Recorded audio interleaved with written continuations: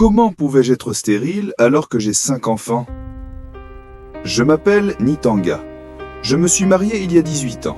Ma femme était une épouse merveilleuse qui m'a donné 4 garçons et une fille. Il y a quelque temps, j'ai eu une maladie de la prostate. J'ai commencé à faire des examens et des analyses. Lors de ces tests, on a découvert que j'étais stérile et incapable de procréer. J'étais sous le choc. Comment pouvais-je être stérile alors que j'ai 5 enfants? Le doute m'a envahi de toutes parts. J'ai pensé aller dans un autre hôpital pour vérifier, car je ne voulais pas être injuste envers ma femme. Elle est mon honneur avant d'être mon épouse.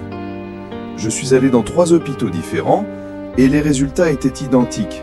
Je suis stérile. Après de longues réflexions, j'ai décidé de prélever discrètement des échantillons sur mes enfants pour faire une analyse ADN, sans que personne ne le sache. J'avais peur d'être injuste envers eux ou envers leur mère. J'ai pris des cheveux sur leur tête pendant qu'ils dormaient et je les ai portés au laboratoire. Le médecin m'a informé que le résultat apparaîtrait dans un mois, car l'analyse est très précise et prend du temps. Je suis sorti du laboratoire au bord de l'effondrement. Le doute rongeait mon cœur et je ne savais pas quoi faire. Je ne voulais pas être injuste envers ma femme, par respect pour elle et pour que la vérité éclate après les analyses.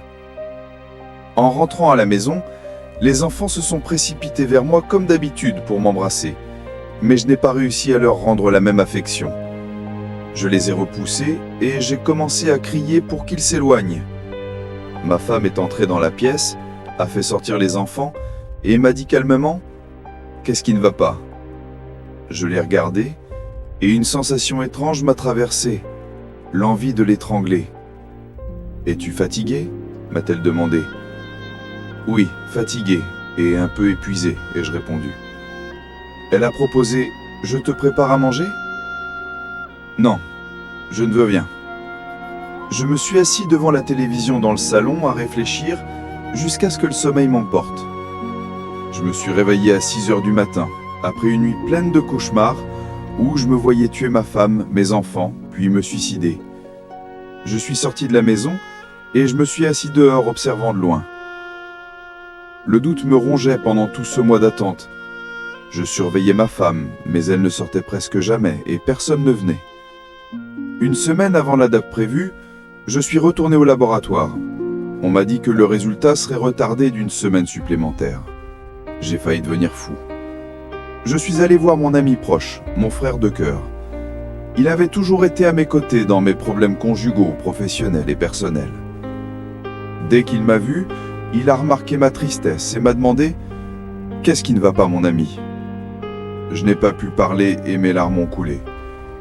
Il m'a dit « Parle, je ne peux pas t'aider si je ne sais pas ce qui ne va pas. » Après quelques instants, j'ai commencé à lui raconter toute histoire.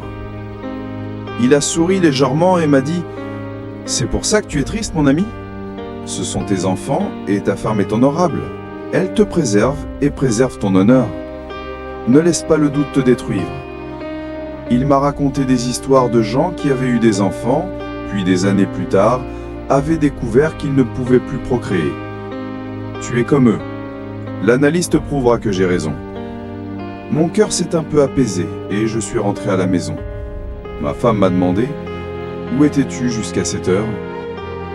Je lui ai répondu sèchement « Ça te regarde? Je rentre tard si je veux. » Les enfants se sont approchés pour jouer avec moi, mais je leur ai crié dessus. « Quiconque s'approche de moi, je le frappe. Éloignez-vous, je suis malade et fatigué. » Je disais ces mots tandis que mon cœur se brisait de l'intérieur. J'ai encore dormi cette nuit-là dans le salon, devant la télévision. Le lendemain matin, je suis sorti pour m'occuper de certaines affaires et j'ai décidé de revoir mon ami. En garant ma voiture devant son entreprise, j'ai vu ma femme sortir de chez lui. J'ai été surpris, mais le doute ne m'a pas encore effleuré. C'était mon ami proche. J'ai reçu un appel, je suis resté dans la voiture une demi-heure, puis je suis entré dans son bureau.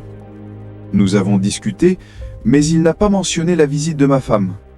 C'est là que le doute a commencé à s'infiltrer profondément en moi. De retour à la maison, j'ai demandé à ma femme « Es-tu sorti de la maison aujourd'hui ?» Abonnez-vous à ma chaîne pour ne pas rater la deuxième partie. Je suis Nitanga, The Storyteller.